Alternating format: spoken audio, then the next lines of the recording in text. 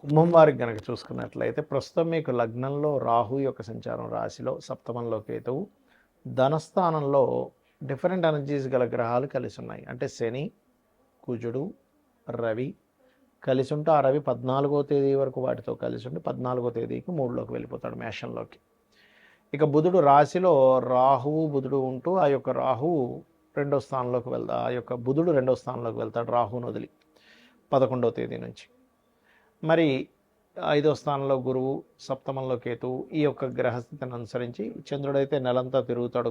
అయితే అనుసరించి ఎలా ఉండబోతుంది ఈ మాసంలో మీకు, ఏప్రిల్ మాసంలో ఏ విషయాల పట్ల మీరు జాగ్రత్త వహించాలి, ఏ దేవతారాధన చేయాలి అనేటువంటి అంశాలు చెప్తుంది నేనైనప్పటికీ చెప్పిస్తుంది సాక్షాత్ లలితా అమ్మవారిగా భావిస్తూ ఆ లలితాంబిక అమ్మవారి యొక్క అనుగ్రహం మీకు పరిపూర్ణంగా కలగాలని మనస్ఫూర్తిగా కోరుకుంటూ, ఇక్కడ గమనించినట్లయితే ఈ రాశి వారికి రాహు రాశిలో ఉంటూ రెండులో ఎప్పుడైతే ఈ గ్రహాల యొక్క స్థితిగతులు ఉన్నాయో, ఇది కొంచెం ఇమాజినేషన్. ఎప్పుడైనా రాహు రాశిలో ఉన్నప్పుడు ఏంటంటే ఊహాశక్తిని పెంచుతూ ఉంటాడు. ఏం జరుగుతుందో ఏంటో, ఏం చేయాలో ఏంటో అర్థం కావట్లేదు, ఏదో జరిగిపోబోతుంది.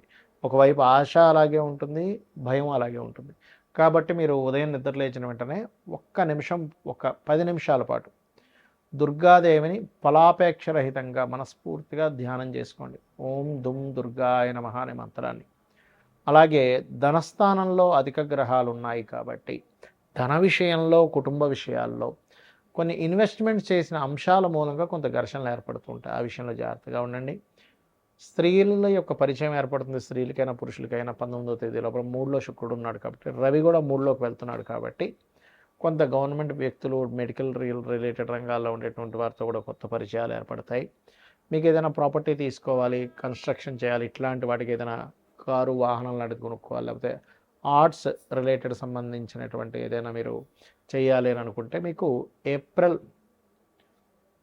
19 నుంచి అనుకూలత బాగుంది. ఈ శుక్రుడు 4వ స్థానంలోకి వెళ్తున్నాడు కాబట్టి కాస్త సంతానం విషయంలో అనుకూలత ఉంది, స్ట్రెస్ ఉంది. పంచమంలో ఉండే గురువు వల్ల, ప్లస్ పంచమ స్థానం శని కుజ రవిల యొక్క ప్రభావం వల్ల కాబట్టి ఐవీఎఫ్లో ఐఓఎల్ చేయించుకునేవారు కాస్త జాగ్రత్తగా ఉండాలి. వివాహ నిర్ణయాలు ఇప్పుడు తీసుకోకపోవడమే మంచిది, ఎందుకంటే రాహుకేతు లగ్న సప్తమాల్లో ఉంటూ ఈ ప్రభావం ఉంది కాబట్టి. కాకపోతే ఇంకా తప్పదు అని అనుకుంటే కనుక రాహుకేతు గ్రహాల దగ్గర దీపారాధన చేయడము, మరియు అదేవిధంగా కాస్త గణపతి యొక్క ఆరాధన, దుర్గాదేవి యొక్క ఆరాధన చేసుకుంటూ మీరు ముందుకు వెళ్ళండి.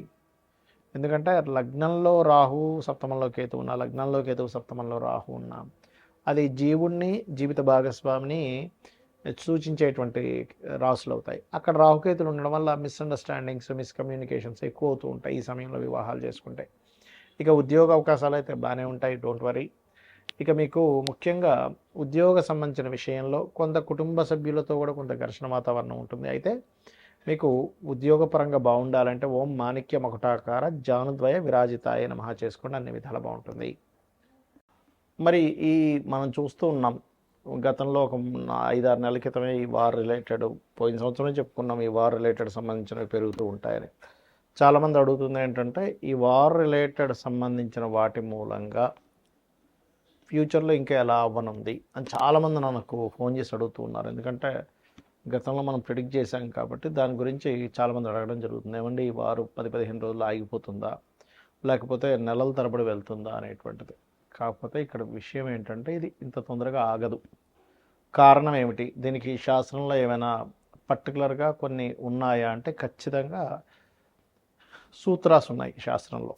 మనం గతంలో కూడా చెప్పుకున్నాం, గురువు 3 రాసులు మారాడు పోయిన సంవత్సరం కూడా, ఈ సంవత్సరం కూడా మారుతున్నాడు అని. ఏ రాసులు మారాడు పోయిన సంవత్సరం అంటే వృషభంలోని, మిథునంలోని, కర్కాటకంలోకి మారాడు. అందుకే యుద్ధ సంబంధించింది ప్రారంభమైంది, ఇంకా మనకి ఉగాది కొత్త సంవత్సరం రాకముందే. అదేవిధంగా అప్పుడు మనం చెప్పుకున్నాం గోల్డ్ రేటు, ముఖ్యంగా సిల్వర్ రేటు విపరీతంగా పెరుగుతుందని. అదే రకంగా మనకి వీడియోలు కూడా ఉన్నాయి.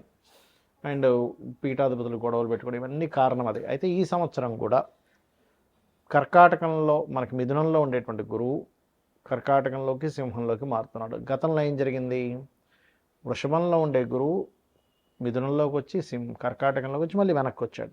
సో ఎప్పుడైనా సరే 3 రాసులు మారేటప్పుడు అది జన నష్టాన్ని, అందులో ముఖ్యంగా యుద్ధపరంగా విపరీతమైనటువంటి జన నష్టాన్ని కలిగిస్తుంది. కాబట్టి ఇండియాలో ఉండేటువంటి వారికి పెద్ద నష్టమేమీ ఉండదు, కానీ విదేశాల్లో ఉండేటువంటి వారికి మాత్రం కాస్త ఎక్కువ నష్టం ఉంటుంది. కాబట్టి ఇండియన్స్ ఎవరైనా విదేశాల్లో ఉన్నట్లయితే వారు కాస్త వీలైనంత మట్టుకు అక్కడ సేఫ్ జోన్స్లో ఉండడం మంచిది. ఇప్పుడు Saudi countries, Dubai countries, America పర్టికులర్గా, ఎందుకంటే ఇది న్యూక్లియర్ సంబంధించిన దాడులు. అంటే మనకి చూడండి, మనకి హిరోషిమా నాగసాకి మీద వేశారు అప్పుడు ఒకసారి. దానివల్ల ఏంటి, కొన్ని కోట్ల మంది, కొన్ని లక్షల మంది చనిపోయారు. అలా ఏంటంటే ఒక పెద్ద విస్ఫోటనలాగా జరిగేటువంటి బాంబ్స్ వేయడం కూడా జరుగుతుంది. ఒక దేశం అయితే కంప్లీట్గా, 1-2 దేశాలు కంప్లీట్గా రూపాలు లేకుండా పోయేటువంటి స్థితి ఉంది ఇప్పుడు ఉండేటువంటి గ్రహస్థితి. ఇవన్నీ మనం ఎందుకు చెప్పుకుంటున్నామంటే, ముందు సామాన్య మానవుడికి ఏమీ జరగకూడదు. ఇలా జరగకుండా ఉండాలంటే మనల్ని రక్షించేది, నడిపించేది, మనల్ని తల్లిలా చూసుకునేటువంటిది అమ్మవారు. కాబట్టి రకరకాల దేశాల్లో ఉంటారు. చూడండి, మనం ఒక్కోసారి వింటూ ఉంటాం, ఏమంటే పెద్ద ఫ్లైట్ పడిపోయింది, ఒక చిన్న పిల్లవాడు కాపాడబడ్డాడు అంటాం. ఒక్కోసారి చాలా పెద్ద షిప్ మునిగిపోయిందండి, కానీ కొంతమంది ఎందుకు బయటపడ్డారంటే, ఎలా బయటపడ్డారంటే అదే మిరాకిల్. మొన్న ఫ్లైట్ కూడా పడిపోతే చూడండి, ఒక అతను ఫ్రెష్గా స్నానం చేసుకుని వచ్చాడు, నడుచుకుంటూ వచ్చేసాడు. అదేంటంటే అంత పెద్ద పేలిపోయింది, మంటలు వచ్చాయంటే అదే లక్. ఇది ఒక్కొక్కసారి మనకు పుణ్యము వల్ల వస్తుంది. అంటే మనకు పూర్వజన్మలో ఎక్కడో పుణ్యం ఉంటే ఆ పుణ్యం మనల్ని అలా కాపాడుతుంది. మరి ఇప్పుడు ఉండేటువంటి దీంట్లో మీరు ఏం చేయాలంటే, రోజు చండీ వినండి, లేదా దుర్గా కవచం చదువుకోండి. చండీ వినడమైనా, చండీ పారాయణం చేయడమైనా, లేదా చండీ హోమాలు చేసుకోవడమైనా ఇంట్లో చేసుకోండి. దానివల్ల ఏమవుతుందంటే మీరు రక్షింపబడతారు. దేశాలు కొట్టుకోవడం వల్ల సామాన్య మానవుడు ఇబ్బంది పడకూడదు. కాబట్టి ఇది ఎలాంటి రక్షణ ఇస్తుంది? ఇప్పుడు మనకు చూడండి, కేవలం అదేదో బాంబు వచ్చి మన మీద పడేటువంటిది మాత్రమే కాకుండా, ఇప్పుడు ఉండేటువంటి సిచ్యువేషన్స్లో మనం గతంలో 1 మంత్ బ్యాక్ ఆల్రెడీ చెప్పుకున్నాం, కొంచెం ఫుడ్ రిలేటెడ్ సంబంధించిన విషయం మీద ఎఫెక్ట్ వస్తుంది ఇది ముందు అని. అదే రకంగా చూసుకుంటే గ్యాస్ సరిగ్గా అందకపోవడం. ఇప్పుడు నార్మల్గా ఎవరైతే వీళ్ళు కమర్షియల్ కాకుండా నాన్ కమర్షియల్ వాళ్ళకి వచ్చేస్తున్నాయి గ్యాసెస్, కానీ కమర్షియల్ వాళ్ళకి రావట్లే. తద్వారా హాస్టల్స్లో ఉండేటువంటి వారు, లేకపోతే హోటల్స్లో తినేటువంటి వారు, ప్రత్యేకంగా వాళ్ళు వండుకోరు, హోటల్నే ఆధారపడి ఉంటారు. అలాంటి వారికి ఇబ్బంది అనేటువంటిది స్లోగా ప్రారంభమైంది. తద్వారా మనకి వండుకునే స్థితి, పరాభావనామ సంవత్సరం, పరావాసు నామ సంవత్సరం, రెండు పేర్లు దీనికి. పరాభావము అంటే పరాభవం చెందడం, కొన్ని దేశాలు యుద్ధంలో ఓడిపోవడం జరుగుతుంటుంది. పరావసు వల్ల ఏమిటి అంటే, మనం పూర్వంలో ఎటువంటివైతే పద్ధతులు పాటించాము అటువంటివన్నీ కూడా వస్తూ ఉంటాయి. అంటే పూర్వపు పద్ధతులు రావడము, కొన్ని దేశాలు ఓడిపోవడము, కొన్ని దేశాలు ఇబ్బంది పడ్డం అనేటువంటిది ఉంది ఈ సంవత్సరము. దాంతోపాటు ఎప్పుడూ కనీవిని ఎరుగనట్టుగా 3 సార్లు మనకి పంచగ్రహ కూటమి కూడా వచ్చింది. అది కూడా మనం చెప్పుకున్నాం లాస్ట్ టైం. కాబట్టి నేను అనేది ఒకటే గుర్తుపెట్టుకోండి. ఇక్కడ మీరు, ఎందుకంటే దేశాలు మిసైల్స్ వేసుకుని ఏమైనా సామాన్య మానవుడికి ఇబ్బంది కలగకుండా ఉండాలి. కాబట్టి నవగ్రహాలలో కుజుడు, రాహువు, శని, గురువు, ఈ 4 గ్రహాల దగ్గర దీపారాధన చేయండి. మీకు దగ్గరలో గోశాల ఏదైనా ఉంటే గోవులో సకల దేవతలు ఉంటారంటారు. కాబట్టి ఆ సకల దేవతల యొక్క ప్రభావం నీకు పాజిటివ్గా, వాళ్ళ యొక్క అనుగ్రహం కావాలి. కాబట్టి గోవులకి బెల్లము, అరటికాయలు, క్యారెట్సు, గ్రాసము, వీలైతే ఇవి తినిపించండి, సరిపోతుంది. గ్రాసం కూడా తినిపించవచ్చు, రైట్. గోధుమ రవ్వ కూడా తినిపించవచ్చు.